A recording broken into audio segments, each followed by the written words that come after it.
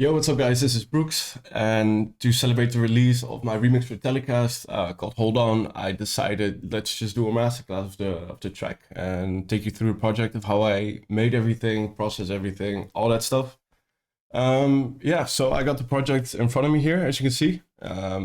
It's not that many layers, at least normally I use a lot more. So it's mostly just the kick, then percussion, the bass line that's over here, and then here you have the vocal chops. I think the kicks and the claps and the percussion is self-explanatory. So just a kick. You can see the names here if you want to see, check where I got them from.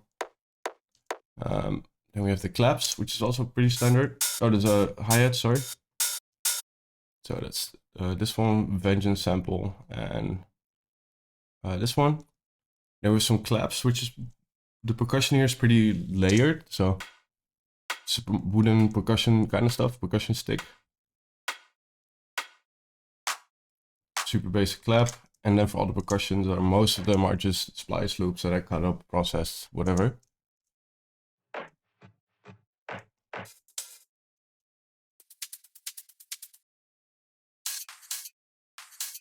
And that's basically the base of the track, at least for the percussion and the kicks and the claps.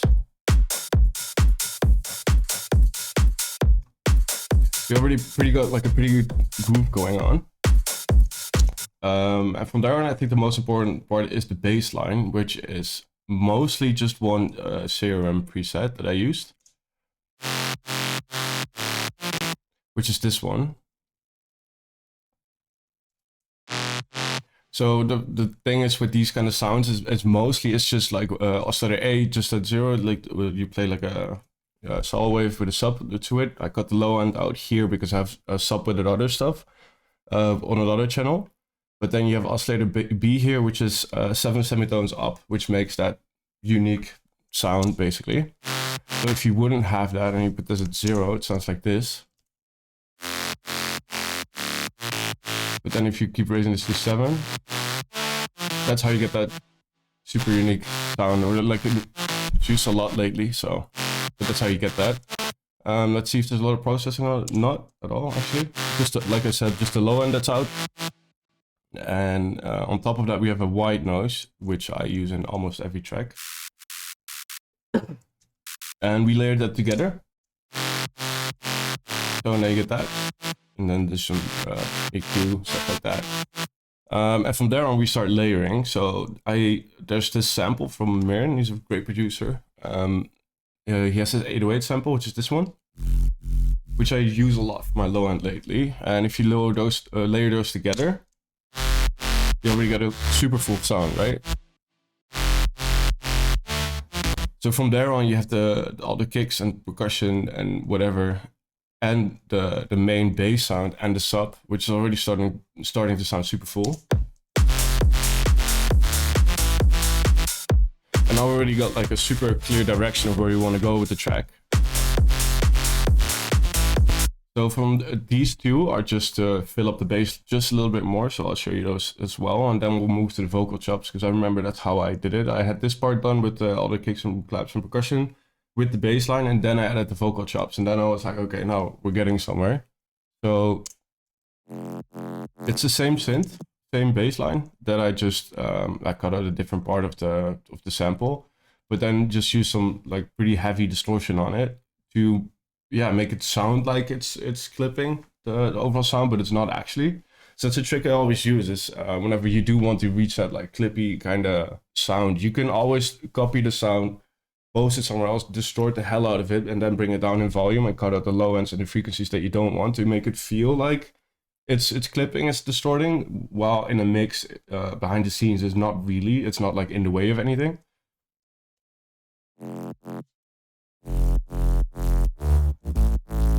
And then this is just to add like some more detail. It's just a Reese bass, low end cutout. I don't think there is distortion on it as well, quad compressor, just a little bit of the mids. And then that's it. Then you have the main bass sound. So I'll play all those together.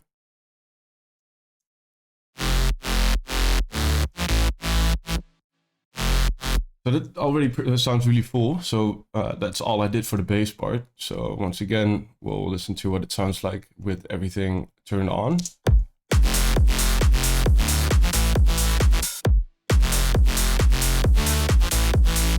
And then I started messing around with the vocal chops, and the top line here is just the main vocals. As you can see here, especially this part, you can very easily tell.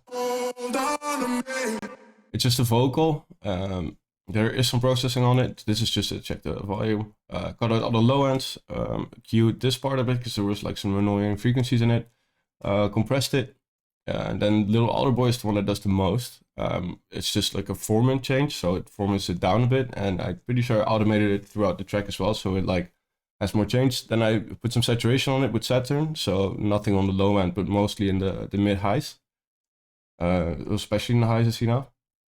Soothe to like remove the most annoying frequencies, and then a reverb that's automated to yeah, just duck out the reverb and stuff. So if you have all the processing and chopped out like this, it sounds like this. Oh, I pressed the button. And I just started layering it from there. So this sound, I sampled that as well and pitched it up the same way. Just give it more body. And then one more time with a different sound. So I'll check if there's a lot of processing on it. Once again, some saturation on the high end, cut out the low end transient processor. So I wanted it to have more attack, less release.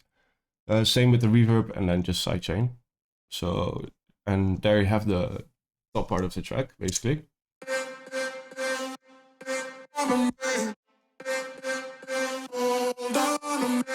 And that's basically all that is to the track. There is some like small fills and stuff, so we'll go through that as well. But once again, what I always do is just like drag and sample, see what works, see what like pitch it up, pitch it down, stretch it a bit, see what sounds cool. So for the first hit, I think that's the most important one. Like this is the first sound, super gritty, Leviathan sample. Then we have this one,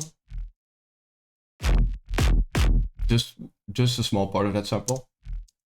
Barely even here because of the sidechain. Then with this one, it's also cut out from here, and then this one, which is most of carries most of the weight. So if you combine those all, it sounds like this, and especially with the kick, you can hear it a lot better. And then cut those samples here as well. The only new one is this one here.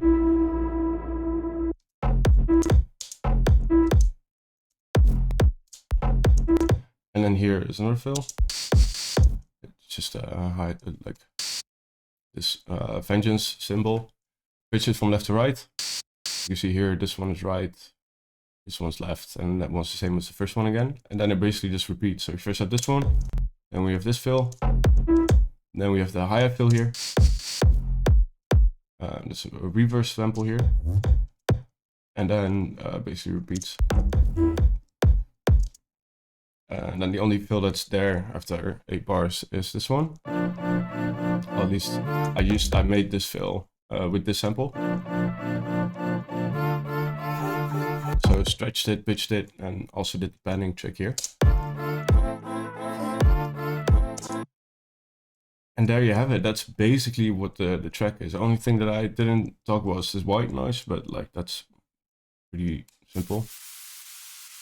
And there you go.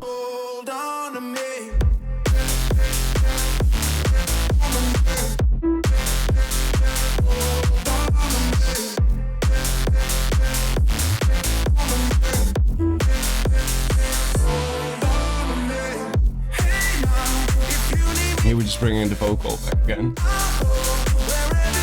A little bit more percussion, but I can take you guys through that as well if you want. Once again, just probably a splice loop.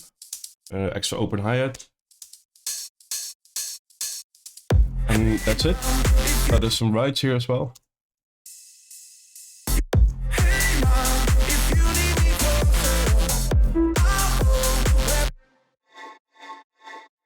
Some extra vocal chops.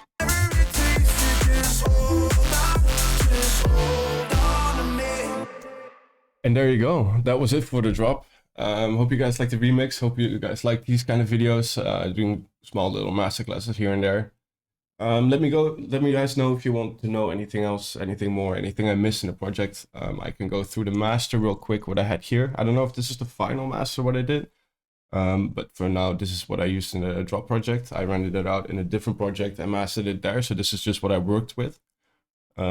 But with this master chain is what it sounds like. So first we have a compressor. Doesn't even do anything, I see now. Just a little bit, get like the biggest peaks out. Use this on the master. So like dodge the low end a little bit, still boost it. And then I cut some frequencies around 130 Hertz. C4 multiband. That's quite a lot, but still keeps it around 0. Once again, saturation, nothing on the low end, a little bit on the mids, and then nothing on the high end. The quad image, just reduce like the stereo image in the low ends, and then boost just a little bit in the high ends. Another compressor to like once again flatten out the peaks, and then from there on I just limited it 7 dB, so it's quite a lot. But yeah, that's it. Like I said, thanks for watching. Let me know in the comments if you guys want to know anything more, and yeah, I'll do a lot more videos like this in the future. So thanks for checking out the remix. Thanks for checking out this video, and see you next time.